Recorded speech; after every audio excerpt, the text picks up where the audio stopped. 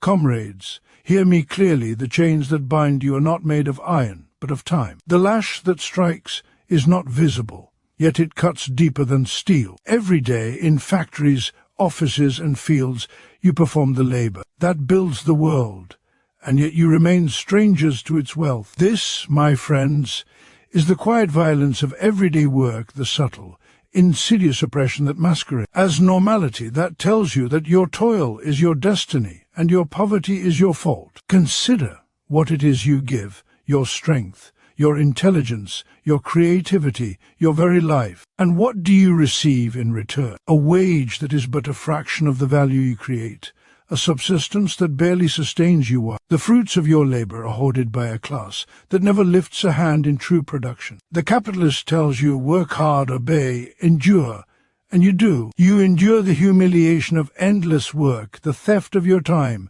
the degradation of your spirit. This endurance is not virtue, it is enslavement. Look around you. Society appears to function, yet it functions only to perpetuate inequality. The rich grow ever richer, not by their own labor, but by extracting the labor of millions. You have been taught to compete, to envy, to fight amongst yourselves, while the few orchestrate the machinery of oppression. This is no accident. Capitalism thrives on division. It is not merely the accumulation of wealth that sustains it, but the fragmentation of your consciousness, the erosion of your solidarity, the quiet acceptance of exploitation. Every task you perform is a battlefield in a war you have been told does not exist. Your labor is commodified. Your hours are measured. Your creativity is appropriated. And yet you are told this is freedom. The factory, the office, the shop floor, all are arenas of violence masked as routine. Violence that is quiet precisely because it has been normalized. You do not see the theft because the thief has framed the ledger in your own name. You do not feel the whip because it comes disguised as duty, obligation, and societal expectation. But know this, comrades, this quiet violence is not eternal. The very mechanisms that oppress you also contain the seeds of your liberation. The power lies not with the few who hoard wealth, but with the many who produce it. Every hour you labor, every drop of sweat and thought and effort, is a testament to your potential power. Unite these efforts, organize them, awaken to the truth that your labor is not a private concession to the rich, but the engine of society itself. History is the record of this struggle. Each epoch is marked by the rising consciousness of the oppressed. It is not the benevolence of rulers nor the charity of capitalists that has ever transformed society, but the collective, conscious action of those who refuse to endure. When workers awaken to the reality that their exploitation is systemic, deliberate, and unnecessary, the quiet violence is exposed for what it is, a deliberate strategy to maintain domination. The factories, offices, and fields are not neutral spaces. They are instruments of class subjugation. And you, as the working class, hold the key to their transformation. We must strip away the illusions that perpetuate our servitude. Education, organization, and solidarity are our weapons. The time for silent endurance has passed. The time for consciousness, for action, for reclamation of what is ours by right is now. Do not be lulled by crumbs of reform. Do not be fooled by promises that the system will correct itself. Capitalism cannot serve both profit and humanity. Its logic is exploitation, its essence is inequality, and its survival depends on your ignorance, your submission, your silence.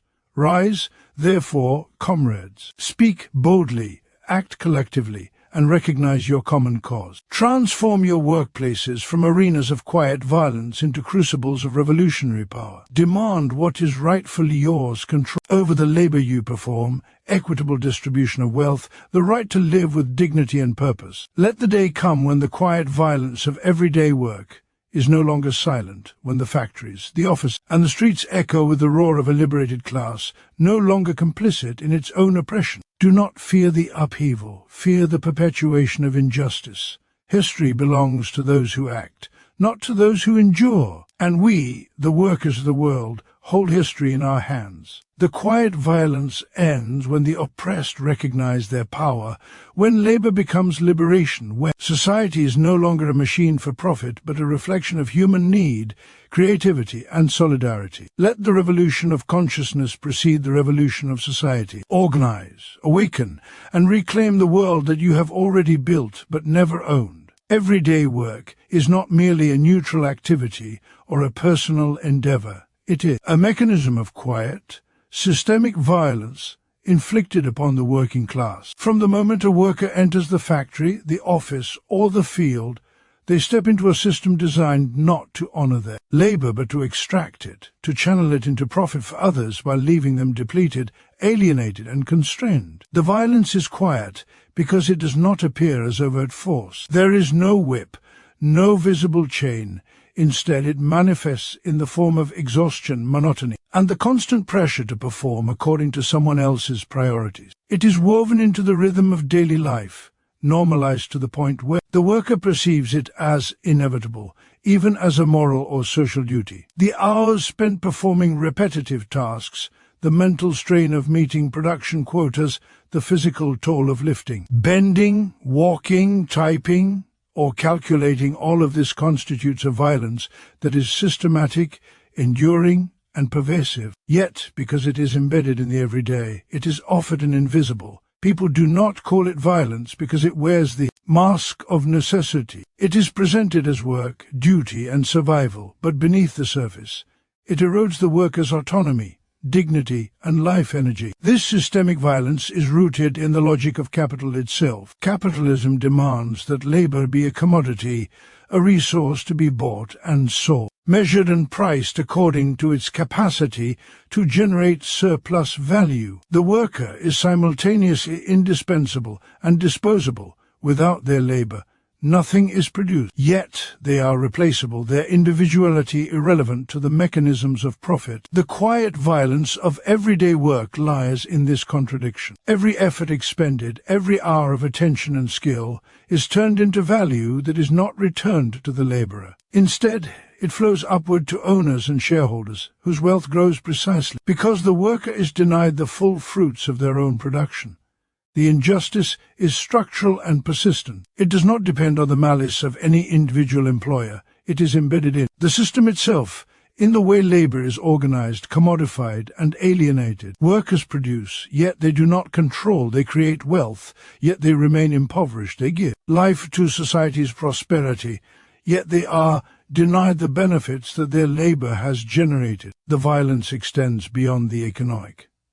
It penetrates the psychological and social dimensions of human existence. Workers experience alienation, a separation from the products of their labor, from their own creative potential, and from each other. In the factory or office, they are reduced to functions, tasks, numbers, or data points. Their work is fragmented, repetitive, and disconnected from the satisfaction of creating something meaningful. This alienation is itself a form of violence, a quiet and insidious erosion of the human spirit. The worker is forced to subsume their individuality, to adapt to rhythms and demands that serve profit rather than life, to internalize the idea that their value is determined solely by productivity. Over time, this internalized oppression becomes self-reinforcing.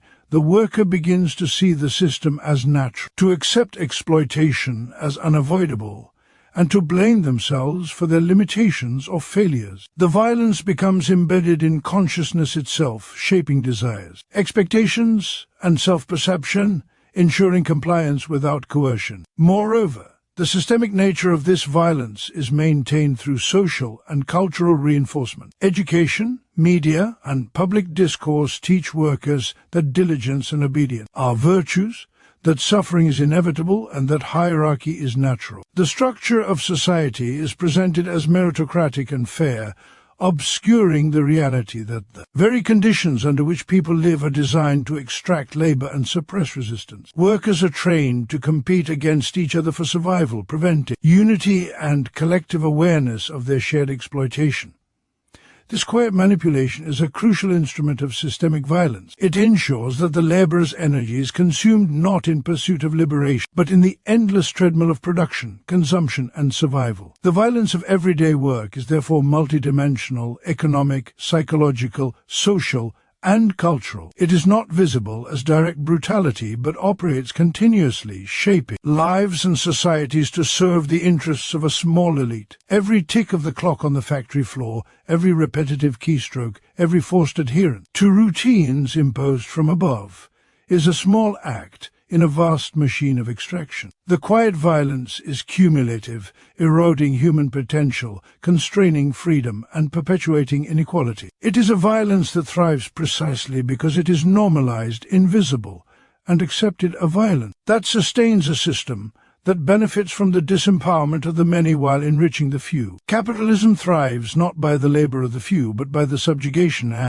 division of the many, by turning the collective strength of the working class into a fragmented, manageable force that can be endlessly exploited. The system depends on extracting labor from the majority while concentrating wealth in the hands of a small elite. This extraction is not violent in the traditional sense, nor does it require open confrontation. It is structural, systemic, and embedded in the very organization of society. Workers are pitted against one another, taught to compete rather than to unite, encouraged to envy each other. As small privileges, while the real power remains firmly in the hands of those who own the means of production. In every workplace, every factory, every office, the logic of division operates silently but powerfully. Workers are trained to see themselves as isolated individuals rather than as part of a collective that produces all wealth, and this perception is the foundation upon which the entire system rests. The wealth accumulated by the capitalist class is directly generated by the labor of the working class,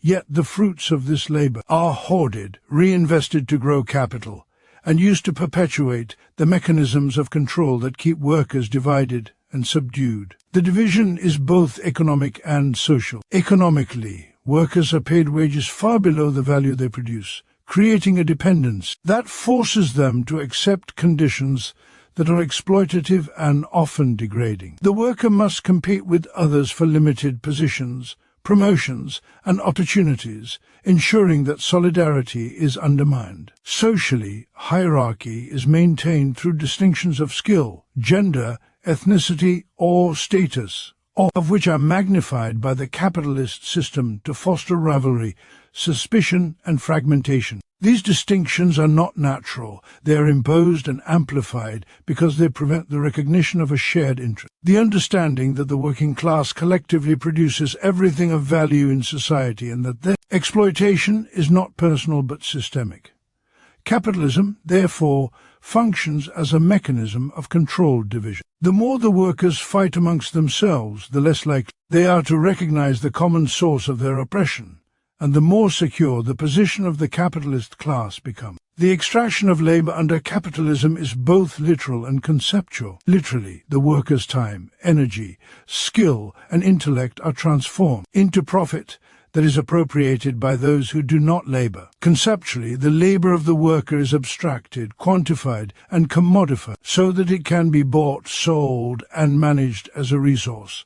In this process, the worker becomes alienated from their own activity. The work ceases to be an expression of human creativity or purpose and instead becomes a means of survival, a task performed for the benefit of another. The capitalist profits not only from the labor performed, but also from the psychological subjugation that results when the worker internalizes the notion that their role is minor, replaceable, or predetermined by merit, luck, or circumstance. The quiet power of capitalism lies in this ability to extract value while maintaining the illusion that the system is fair, that inequality is a natural outcome of effort and ability rather than the deliberate result of structural exploitation. Wealth accumulation in capitalism is inseparable from this division and extraction. The capitalist riches do not emerge from risk alone, from ingenuity alone, or from the virtue of frugality. They are generated by the systematic appropriation of labor that belongs to others. Each factory, each office,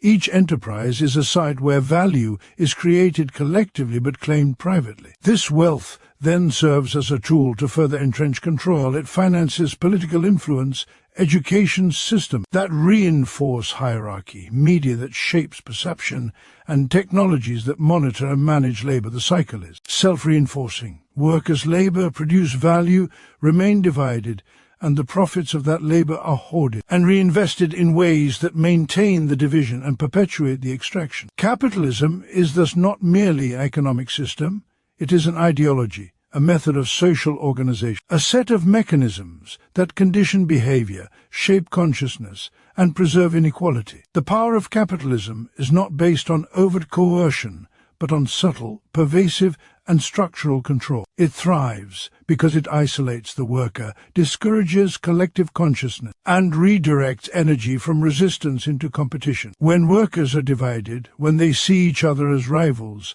when they are convinced that their fate depends on outcompeting one another, the system achieves stability. Division is the lubricant of exploitation. Without it, the machinery of extraction would seize. Without the consciousness of shared struggle, the working class cannot wield the power inherent in their collective labor. Each hour worked under these conditions represents both the perpetuation of the system and the potential for its undoing, for the latent power of unity remains, ready to be awakened by awareness, organization, and solidarity. Capitalism, therefore, is sustained by a dual strategy, the extraction of labor and the systematic division of those who labor. It converts the life of the many into profit for the few, while convincing the workers that their situation is natural, inevitable, or personal. The concentration of wealth, the control of resources, the manipulation of social hierarchies, all are inseparable from the fragmentation of the working class. And yet, in this very dependence lies the possibility of resistance. The moment the workers recognize the shared origin of their exploitation, the artificial divisions imposed to weaken them, the illusion of natural hierarchy, the capitalist edifice begins to tremble,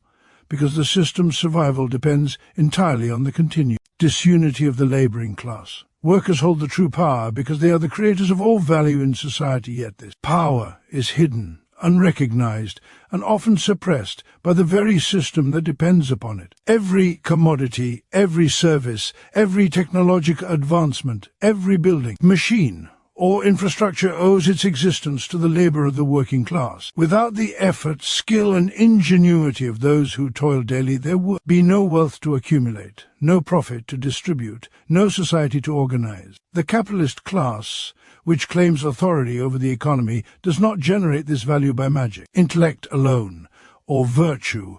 It exists solely by appropriating the labor of those who produce it. The apparent disparity between the seeming power of the rich and the hidden strength of the working class is a deception carefully constructed and maintained by the structures of capitalism. The worker may appear constrained, exploited, and subordinate, but in truth, the ability to build, create, and sustain society rests entirely in their hands. The tools of production, the factories, offices, and farms may be owned by a few, yet they are inert without the labor that animates them, without the countless hours of skill and effort that transform raw materials into value. The power of the worker is therefore not only real, but absolute. It is the foundation upon which every institution, every system of governance, and every economic structure rests. This hidden power, however, is obscured by alienation. In a capitalist society, workers are separated from the products of their labor, from the process of production, and from one another. The value they create is expropriated and claimed by owners, while the worker receives a fraction in wages, insufficient to reflect the true worth of their contribution. This alienation extends beyond the economic. It diminishes the sense of agency, the recognition of one's own creative potential, and the understanding of the collective influence inherent in labor. Workers are led to believe that they are powerless because they do not see the direct link between their labor and societal wealth. Yet, if the working class were to recognize that it holds the source of all material and cultural creation, the illusion of capitalist power would collapse, for the system relies entirely on the laboring population continuing to operate within the structures designed to suppress their awareness. Every hour worked is simultaneously an exercise in creation, and a demonstration of latent power. The worker is the engine of production, the living source of value, and the active participant in sustaining the entire social order. Food, clothing, housing, transportation, communication, and technology all emerge from labor. Even the profits, luxuries, and privileges of the capitalist class are derived from work performed by others. The wealth of the few is inseparable from the work of the many. This is the paradox of capitalism. The illusion of power rests with those who control property, yet the real power belongs to those who produce. The moment the workers collectively recognize this truth, they possess the means to transform society entirely, to reclaim the value they have created, and to redefine the structures of economy and governance to reflect justice, equity, and human need rather than profit and accumulation. Collective consciousness is the key to awakening this power. While individual workers may feel powerless, the unity of the working class transforms latent capacity into active force. When workers understand that their labor is not merely a personal obligation, but a collective engine of societal value, they can organize, resist exploitation, and assert control over production itself. Strikes, cooperative ventures, mutual aid, and political organization are expressions of this understanding, demonstrating that the working class can challenge and reshape the structures of capitalism. It is not a theoretical or abstract power. It is tangible, demonstrable, and enforceable when mobilized collectively. The system survives only so long as this potential remains unrecognized, as long as workers accept hierarchy, alienation, and the illusion of scarcity as natural conditions rather than as manufactured realities. Moreover, the power of workers is magnified by the universality of labor. Everyone who contributes to production, from the most skilled technician to the simplest laborer, shares in this foundational role. No sector, no profession, no individual is dispensable in the creation of society's wealth. The cumulative labor of millions constitutes the entire material base upon which society rests. In every task performed, every product completed, every service rendered, the worker exercises authority over the resources and wealth of society, whether consciously or not. Capitalism obscures this authority, but it cannot erase it. The contradiction is inherent. Those who appear to hold power rely entirely on those who are told they have none, and the imbalance persists. Only through deception, alienation, and division. To recognize that workers hold the true power is to begin the process of liberation. It is to understand that wealth and social order are not the gifts of the elite, but the product of labor. It is to grasp that control over production, distribution, and societal resources rests with those who create them. Every moment of work is both an act of contribution and a demonstration of the potential to reshape society, to reclaim value, and to reorganize life along lines that prioritize human need, creativity, and dignity rather than profit. In the acknowledgement of this truth, the latent revolutionary force of the working class begins to awaken, for the creator of all value is, by definition, the master of society's destiny. Consciousness, solidarity, and organization are the tools for liberation, because without them, the working class remains fragmented, alienated, and unable to act upon the very power it holds. Capitalism thrives by keeping workers unaware of their collective strength, by instilling division, by normalizing inequality, and by presenting exploitation as natural, inevitable, and personal rather than structural and deliberate. The first step toward liberation is consciousness, the awakening to the reality that one's labor is exploited, that the value one creates is expropriated, and that the conditions of life are determined not by fate, skill, or moral worth, but by the systemic logic of a society designed to benefit a few at the expense of the many. Consciousness is the illumination of truth in the dark machinery of exploitation. It transforms the perception of work from a private struggle into a shared experience of structural oppression, enabling the worker to see beyond the illusions of meritocracy, hierarchy, and individual competition. When workers become conscious of the forces that bind them, they begin to understand that their situation is not a result of personal failure, but of a deliberate social order constructed to extract wealth, divide laborers, and maintain dominance. Yet consciousness alone is insufficient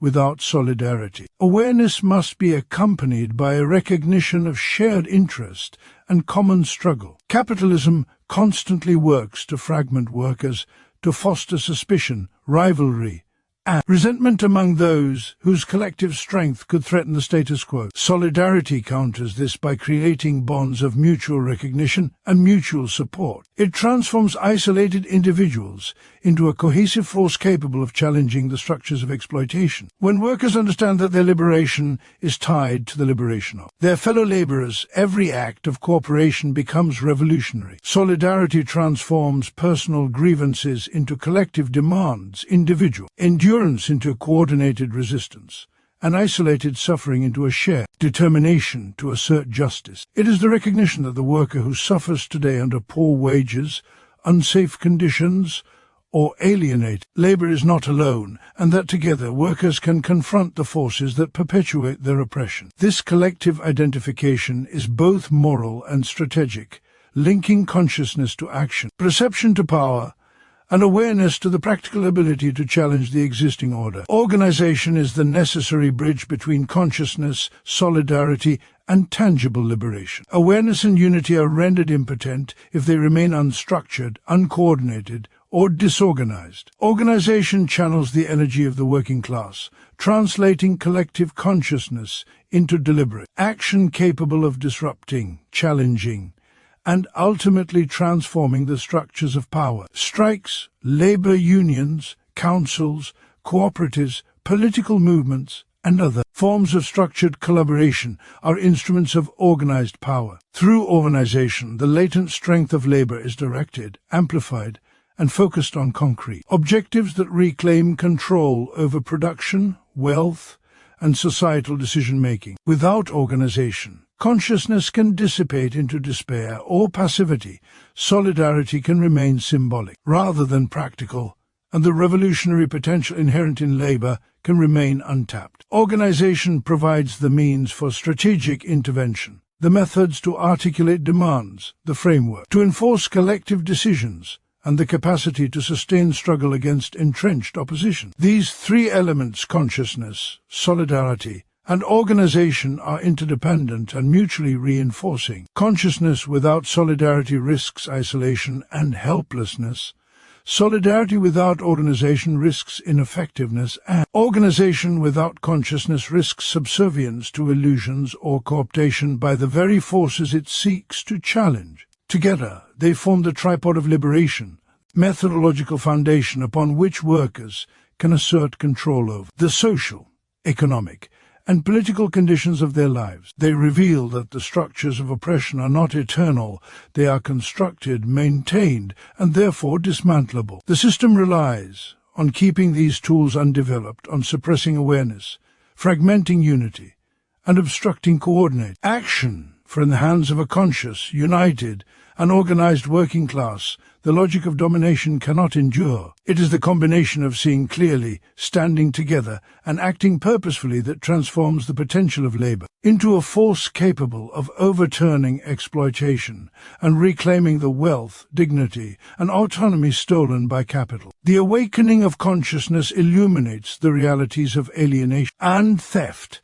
The recognition of solidarity transforms isolated suffering into collective purpose, and the implementation of organization converts potential into effective action. Together, these tools are not abstract ideals but practical mechanisms of resistance embedded in the daily struggle of labor. Every cooperative effort, every act of mutual aid, every instance of organized intervention, no matter how small, strengthens the capacity of workers to reclaim their rights and reshape society. They are the weapons of a class that holds the real source of social power yet has been conditioned to forget it.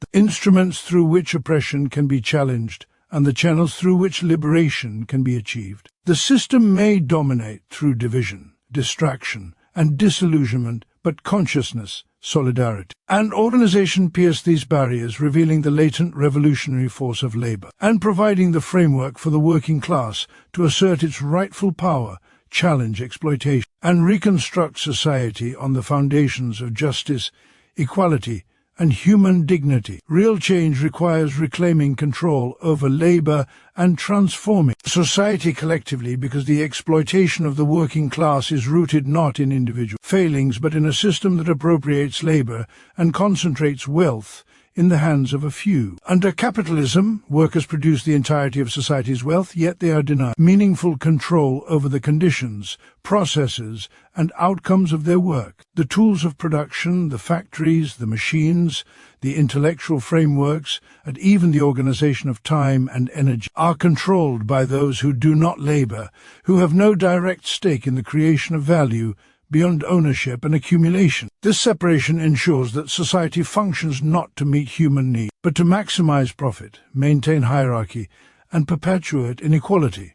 Genuine change cannot occur within these constraints. To transform society, workers must assert control over the very labor that produces value, reclaiming decision-making power over what is produced, how it is produced, and how the benefits of production are distributed. Labor must cease to be a commodity to be bought and sold under exploitative conditions and become instead the instrument through which people collectively shape their lives and communities. The reclamation of labor begins with understanding its inherent power. Every worker, by virtue of producing goods, providing services, and sustaining societal function, holds leverage over the conditions of their own life and the structure of society itself. This power is often latent because it is obscured by alienation, division, and the normalization of exploitation. Reclaiming control requires consciousness, recognizing that no individual, no capitalist, no elite class produces society's wealth independently. All value derives from the collective efforts of laborers. Once this truth is internalized, it becomes clear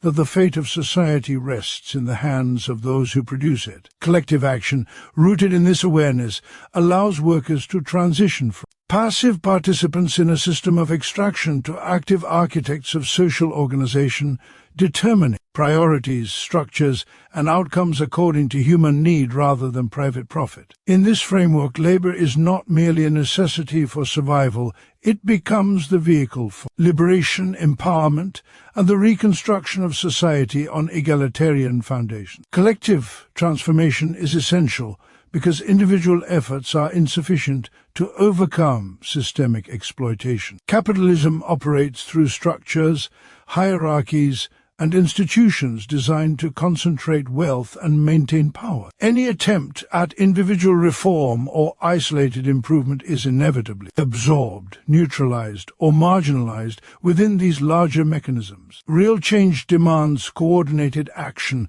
where workers unite to challenge ownership, decision-making, and the social norms that perpetuate inequality. Through organization, they can assert control over production processes, redistribute resources equitably, and establish governance systems that prioritize human welfare rather than accumulation. Cooperative models, worker councils, and democratic planning are practical expressions of this principle, allowing labor to serve society collectively while ensuring that benefits are shared according to contribution and need. The collective reclaiming of labor transforms work from an instrument of oppression into a foundation for empowerment, embedding the logic of equity, justice, and human development within social and economic systems. The struggle to reclaim control is not solely economic, it is deeply political and cultural. It challenges the entrenched ideologies that naturalize hierarchy, valorize accumulation, and justify exploitation. Workers must confront the narratives that suggest inequality is inevitable, merit is personal,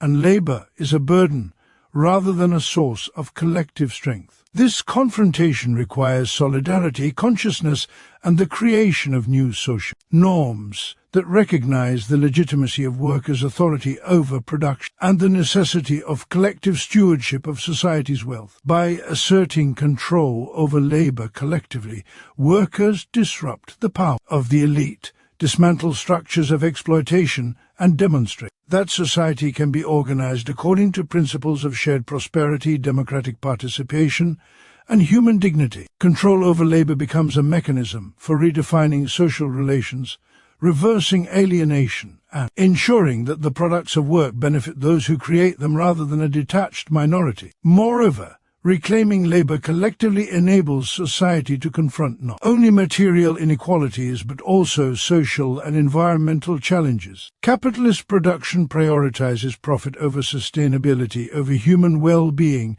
and over equitable distribution. Collective control allows laborers to decide how resources are utilized, to plan production according to long-term needs, and to align work with ethical, ecological, and communal priorities. This transformation ensures that labor serves the collective good rather than narrow interests, embedding justice into the foundations of society. It shifts the purpose of work from exploitation and accumulation to creation, care, and the fulfillment of human potential, demonstrating that liberation is inseparable from the collective exercise of power over labor and social organization. Thus, real change is inseparable from the reclamation of labor and the collective transformation of society. It requires the awakening of consciousness to recognize the source of value, the solidarity to unite fragmented workers, the organization to convert latent power into effective action, and the deliberate reshaping of social structures to ensure that labor serves humanity rather than domination. It is only through this collective reclamation that exploitation can be dismantled, inequality overcome, and a society constructed in which work is no longer a source of oppression but a foundation for freedom, equity, and human flourishing. Comrades, the quiet violence of everyday work is not a natural condition, nor is it a burden we must bear in silence. It is a deliberate construction, a mechanism designed to extract our labor, to divide us, and to concentrate wealth and power in the hands of a few. But we are not powerless. We hold within us the true source of social strength, the ability to create all value, to sustain society, and to shape the world according to human need rather than profit. Consciousness awakens us to this reality. Solidarity binds us together. An organization channels our collective power into action. The time for passive endurance has passed. The tools for liberation are in our hands, and the responsibility for change lies with those who produce the wealth that sustains society. Reclaim your labor, unite with your fellow workers, and demand control over the condition of your work, the distribution of wealth, and the very structures of society itself. Recognize that every act of production is an act of potential power, every hour of labor a testament to the ability to transform the world. The system of exploitation can only survive as long as we remain divided, silent, and unaware of our collective strength. When we awaken to the truth of our power, organize with determination, act with solidarity, the foundations of oppression begin to crumble. Let us refuse to accept the normalization of exploitation. Let us no longer submit to the quiet violence that saps our energy, creativity, and dignity. The world we are capable of building is not a distant dream. It is grounded in the very labor that has been taken from us. Together, through collective action and shared vision, we can dismantle the structures that oppress, redistribute the wealth we have created, and reconstruct society so that labor serves humanity, freedom, and justice. The moment of change is not promised by the few, it is seized by the many. Let the working class rise, reclaim what is theirs, and transform labor from an instrument of oppression into the engine of liberation, for the power to remake the world lies in our hands.